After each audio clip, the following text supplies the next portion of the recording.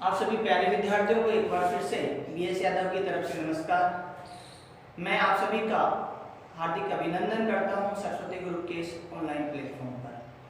बच्चों, कल की क्लास में हमने सीखा था कि कोई भी संधारित्र है उसमें कितनी ऊर्जा संचित होती है, और वो हमने कुछ इस तरह से ड्राइव करके लेके आए थे। और ये तीन रूप हमने देखे थे उसके। कल वाली क्लास का व्यू है ये। u की वैल्यू हमने देखी थी q²/2c, दूसरा था हमारे पास 1/2c और तीसरा था 1/2qv²। अब इसी टॉपिक से रिलेटेड मैं कुछ आगे बात करता हूं नेक्स्ट टॉपिक के हिसाब से। टॉपिक कुछ इस तरह से है। टॉपिक कहता है हमें संधारित्र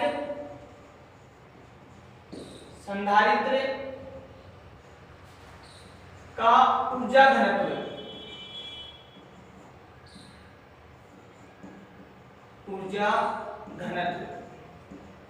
बच्चों, इस ऊर्जा घनत्व का ही दूसरा नाम हम दे सकते हैं, या इसे एग्जाम में पूछा जा सकता है एकांक आयतन में संचित ऊर्जा। एकांक आयतन में संचित ऊर्जा।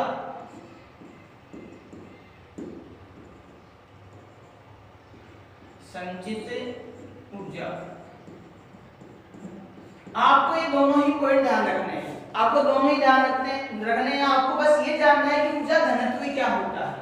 ऊर्जा घनत्व का मतलब ये हुआ कि उस संधारित्र के एकांक आयतन में ऊर्जा की वैल्यू क्या हो, वही आपको निकालना है। तो सबसे पहले आपको उसी की तरह एक संधारित्र मानना पड़ेगा। सबसे पहले तो आपको एक संधारित्र मानना पड़ेगा। तो मैंने एक संधारित्र बनाया कुछ इस तरह से, ध्यान से देखें। मैंने एक संधारित्र बनाया कुछ इस तरह से, ठीक है। ये संधारित्र है और इस संधारित्र को मैंने q आवेश से आवेशित कर दिया था। 0 से कितना, कैपिटल Q पर हमने आवेशित किया था इसको कैपिटल Q पर। और जब q आवेश से तुमने इसको आवेशित किया था, इसकी धारिता थी C, विभवांतर था V। विभवांतर था V। तो ऊर्जा की वैल्यू आई थी हमारे पास क्या, 1/2 q²/c। ये वैल्यू आई थी हमारे पास। u की वैल्यू ये हम निकाल करके लाए थे कल की क्लास में। u = 1/2 q²/c। u की वैल्यू हमें निकाल करके लाए थे q²/2c या फिर 1/2 q²/c। अब ये वैल्यू हम निकाल करके लाए थे q आवेश के लिए, आवेशी संधारित्र के लिए, जिसका यदि मैं कहूं प्लेट का क्षेत्रफल है a, प्लेट का क्षेत्रफल कितना है a, और दोनों प्लेटों के बीच की दूरी कितनी है d। प्यारे बच्चों, हमने इस चैप्टर में शुरुआत में समझा था कि इन दोनों के बीच में विद्युत क्षेत्र होता है E, और इस विद्युत क्षेत्र E की वैल्यू हमें कुछ इस तरह से याद आई थी। हमने किया था σ/2ε0 प्लस σ/2ε0, प्लस के कारण से और माइनस के कारण से, प्लस के कारण से बाहर की और माइनस के कारण से अंदर की, और दोनों ऐड हो रही थी। और E की वैल्यू हमारे पास बच्चों आई थी σ/ε0। इसलिए एक वैल्यू तो हमें कहीं ना कहीं इसका यूज करना है, क्योंकि सिग्मा आपको पता है किसको दर्शाता है, ठीक है। आइए अब बात करते हैं एकांक आयतन में संचित ऊर्जा। तो हमें इस क्वेश्चन में कहीं ना कहीं आयतन की वैल्यू को लेकर के आना है, आयतन से रिलेट करना है। तो आओ आयतन से रिलेट किस तरह से करेंगे। यदि तुम्हें आयतन से रिलेट करना है तो देखो इस संधारित्र का आयतन क्या होगा। तो आपकी एक बात समझ में आएगी, ध्यान से समझना, आपकी एक बात समझ में आएगी। मान लो ये प्लेट है संधारित्र की, मान लो ये संधारित्र की प्लेट है इस तरह से, इसका क्षेत्रफल कितना है a, ये दूसरी है जिसका क्षेत्रफल कितना है a। इन दोनों के बीच का आयतन कितना है वो डिपेंड करेगा इनके बीच की दूरी पर और इनके क्षेत्रफल पर। तो हमने सिखाया था 11वीं क्लास में भी कि जब हम निकालते हैं तो आधार का क्षेत्रफल इनटू ऊंचाई, तो इस तरह से यूज करते हैं। तो इसको इस तरह से मानिए, आधार का क्षेत्रफल a, ऊंचाई कितनी d, ठीक है। बीच की दूरी किसको दर्शाइए, इस तरह से ऊंचाई को। तो इसका आयतन होगा कैपिटल A इंटू d। तो इसका आयतन सबसे पहले बात करूं तो आयतन होगा A इंटू d। क्या होगा बच्चों, आयतन होगा a इंटू डी। आपको कहीं ना कहीं आपको a की टर्म्स में और d के रूप में इसको वेरीफाई या ब्रेक करना है u को। आओ बच्चों अब हम आगे बात करते हैं। आपको Q यदि हटाना है, Q यदि हटाना है और C यदि हटाना है तो कैसे कैसे हटाएंगे? सबसे पहली बात यहाँ से सिग्मा का मान क्या लिख सकते हो? यहाँ से सिग्मा की वैल्यू क्या लिख सकते हो? तो आप कहोगे सर सिग्मा होता है Q अपॉन A, क्योंकि ये क्या है? पृष्ठ आवेश वितरण। सिग्मा क्या है? पृष्ठ आवेश वितरण। सिग्मा क्या है बच्चों? पृष्ठ आवेश वितरण। तो यहाँ से E की वैल्यू हो जाएगी, यहाँ से E की वैल्यू हो जाएगी हमारे पास क्या? E इक्वल्स टू सिग्मा की जगह क्या लिख दूं? Q अपॉन A एप्सिलॉन 0, और यहीं से आप Q की वैल्यू निकाल करके ला सकते हो A epsilon 0 E, A epsilon 0 E ला सकते हो। इसको मैंने समीकरण दी 1, इसको मैंने समीकरण दी 2, इसे मैंने समीकरण दी 1, इसे मैंने समीकरण दी 2। एक बार यहां तक की बात को ध्यान से समझें, एक बार यहां तक की बात को आप ध्यान से समझें। समझे कि क्या किया? आया कुछ समझ में? आओ आगे बढ़ते हैं। अब ये तो वैल्यू होगी इसकी। C क्या है? धारिता। C क्या है? धारिता। और इस समांतर प्लेट संधारित्र की धारिता C तो हम जानते हैं, समांतर प्लेट संधारित्र की धारिता C तो हम जानते हैं कितनी होती है? अरे कितनी होती है बोलिए एक बार। C equals to epsilon 0 A upon D। शाबाश, एप्सिलॉन 0 A अपॉन D, इसे दिया हमने समीकरण 3। बस ये समझो आपका टॉपिक फिनिश हो गया। जी हाँ, ये समझिए आपका टॉपिक फिनिश हो गया। और टॉपिक के अंदर क्या हुआ देखो, आपको कुछ नहीं करना है, कुछ नहीं करना है। समीकरण 1 में 2 व 3 से मान रखना है, किस किस का? Q व C का। समीकरण 1 में मान रखना है 2 व 3 से किस किस का? Q व C का। चलो मान रखते हैं, मैं थोड़ा सा छोटा कर देता हूं इसको। हाँ आगे देखते हैं। वैल्यू रखता हूं मैं कुछ इधर, ध्यान से देखेंगे आप ध्यान से देखेंगे। मैं वैल्यू रखता हूं इधर, देखो वैल्यू रखता हूं मैं U equals to 1/2 Q। Q की वैल्यू कितनी आई? A एप्सिलॉन 0 E, और इसका क्या था? स्क्वायर अपॉन क्या है नीचे? C की वैल्यू क्या है बच्चों? Epsilon 0 A upon D। यानी विद्यार्थियों इसे सोल्व करने की कोशिश करेंगे तो कुछ ऐसा नजर आएगा। कैसा कैसा? ऐसा A स्क्वायर एप्सिलॉन 0 का square E square D upon epsilon 0 A। अब तुम्हें और कुछ भी नजर आ रहा होगा, अब तुम्हें और कुछ भी नजर आ रहा होगा।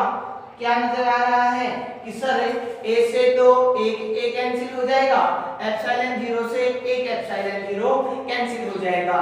तो हमारे पास वैल्यू बची 1/2 एप्सिलॉन 0 E स्क्वायर, एक A बच गया और एक D बच गया।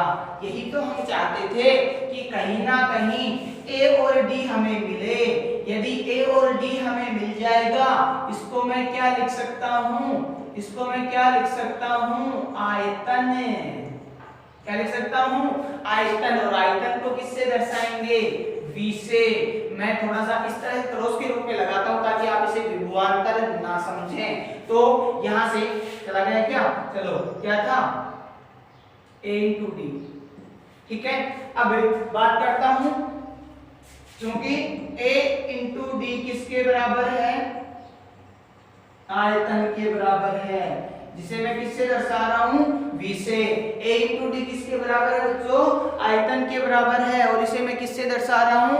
V से दर्शा रहा हूं। ठीक है, और यदि मैं इसे V से दर्शा रहा हूं, यदि मैं इसे V से दर्शा रहा हूं, तब वैल्यू हमारे पास बनेगी U की। अब वैल्यू हमारे पास बनेगी U की किस तरह से? इस तरह से U की वैल्यू हमारे पास बनेगी क्या? 1/2 एप्सिलॉन 0 E स्क्वायर, और AD को क्या लिख दूं? AD को क्या लिख दूं? V क्या है? क्या है? आयतन।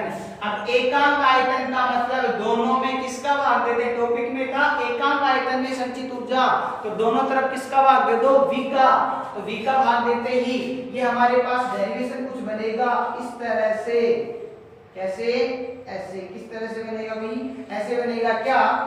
U upon V equals to v से v कट जाएगा 1/2 epsilon 0 e square u upon v equals to, यहाँ लिख देता हूँ u upon v equals to 1/2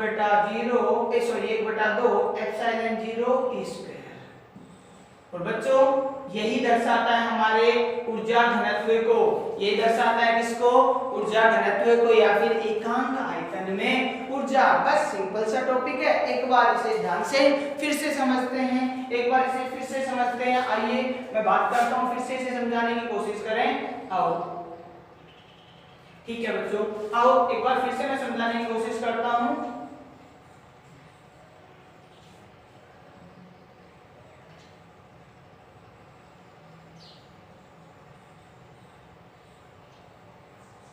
चलिए, हमारे पास था कुछ ऐसा, कैसा कि एक संधारित्र था, हमारे पास था कुछ ऐसा कि एक संधारित्र था जिसका प्लेटों का क्षेत्रफल था a, विभवांतर था v, धारिता थी c, और हमने इसे q आवेश से आवेशित किया और उनके प्लेटों के बीच की दूरी कितनी है d। तो इस कंडीशन में उसके अंदर संचित कुल ऊर्जा होती है 1/2 q²/c। ये हमने सीखा था पिछली क्लास में, 1/2 q²/c। इससे जस्ट पहले जो हमने पढ़ा था टॉपिक उसमें हमने सीखा था। अब यहाँ से मेरे को एक तो q को रिमूव करना है और एक c को q करना है। मेरे को निकालना है एकांक आयतन में संचित ऊर्जा, यानी कि कहीं ना कहीं मेरे को a और d का रिलेशन लेके आना। आयतन तो कैसे बनेगा, इसका क्षेत्रफल इनटू बीच की दूरी, क्षेत्रफल प्लेट का क्षेत्रफल इनटू बीच की दूरी, तो a इनटू d यदि बन जाए तो मैं उसको v से दर्शा दूंगा। ठीक है, ऐसा ही मैंने किया। q की वैल्यू निकालने के लिए मेरे को पहले देखना पड़ेगा कि ये q है प्लेट पर, प्लेट एक पृष्ठ है और पृष्ठ पर तो पृष्ठ आवेश वितरण काम करता है, तो सिग्मा के रूप में अंदर होगा विद्युत क्षेत्र E, जो हमने सीखा था इस रूप में होगा। E की वैल्यू हमारे पास आई sigma upon 2 epsilon 0 plus sigma upon 2 epsilon 0, तो ये आई E sigma upon epsilon 0। Sigma क्या होता है, पृष्ठ आवेश वितरण, और पृष्ठ के लिए हम यूज करते हैं q अपॉन a, तो सिग्मा की जगह हमने रखा q अपॉन a एप्सिलॉन 0। ठीक है, E की वैल्यू यहाँ से आ गई, तो यहाँ से मैं q की वैल्यू निकाल लेता हूँ। q की वैल्यू आई a एप्सिलॉन 0। प्यारे विद्यार्थियों, आगे मेरे को c धारिता की वैल्यू रखनी है। हम जानते हैं समांतर प्लेट संधारित्र की धारिता c का मान होगा a एप्सिलॉन 0 अपॉन d। क्यों, क्योंकि इसके बीच में क्या है, निर्वात है, तो a एप्सिलॉन 0 अपॉन d। ठीक है, यदि माध्यम भरा होता तो कुछ नहीं, एप्सिलॉन r और आ जाता। आगे बात करते हैं c की वैल्यू हम रखते हैं यहाँ पर। जैसे तुम c की वैल्यू, ये तो q की वैल्यू हो गई और ये c की वैल्यू हो गई। अब जैसे ही तुम इसके अंदर a और c की वैल्यू रखते हो, जैसे ही तुम इसके अंदर a और c की वैल्यू रखते हो तो कुछ बात आती है। यहाँ पर u इक्वल्स टू a की वैल्यू रखी, ठीक है, q की वैल्यू रखी और c की वैल्यू रखी। q की वैल्यू जैसे ही रखोगे तो आएगा ये, c की वैल्यू ये। स्क्वायर करने के बाद में a से a कैंसिल आउट हो गया, एप्सिलॉन 0 से एप्सिलॉन 0 1 कैंसिल आउट हो गया, यानी कि यहाँ बचा केवल एप्सिलॉन 0 e, केवल क्या बचा, एप्सिलॉन 0 e। ये एप्सिलॉन 0 और e का स्क्वायर, एप्सिलॉन 0 e का स्क्वायर, और क्या बचा, एक बचा a, एक बचा d। बच्चों इस ad को तो हमने नाम दिया था क्या, क्या है ये, आयतन। क्या है, आयतन, किसका, संधारित्र का। तो इसी को मैंने नाम दे दिया आयतन v, इसी को मैंने नाम दे दिया आयतन v। ठीक है, ad का नाम हो गया आयतन v, इसकी जगह मैंने लिख दिया v। तो मेरे पास आया u इक्वल्स टू, चलो यहाँ पे बता देता हूँ फिर से, यहाँ आया मेरे पास u equals to 1/2 epsilon 0 e square v। v को मैं नीचे ले आऊंगा, v को मैं नीचे ले आऊंगा तो आएगा u upon v equals to 1/2 epsilon 0 e square. आ गया। और यही क्या दर्शाता है, हमारे ऊर्जा घनत्व को। किसको दर्शाता है, ऊर्जा घनत्व को दर्शाता है। और यही हमारा टॉपिक था, संधारित्र का ऊर्जा घनत्व। ठीक है, समांतर प्लेट संधारित्र का ऊर्जा घनत्व या फिर एकांक आयतन में ऊर्जा। समझ गए होंगे। ठीक है, आज के लिए इतना ही काफी है। ठीक है, धन्यवाद। Have a nice day.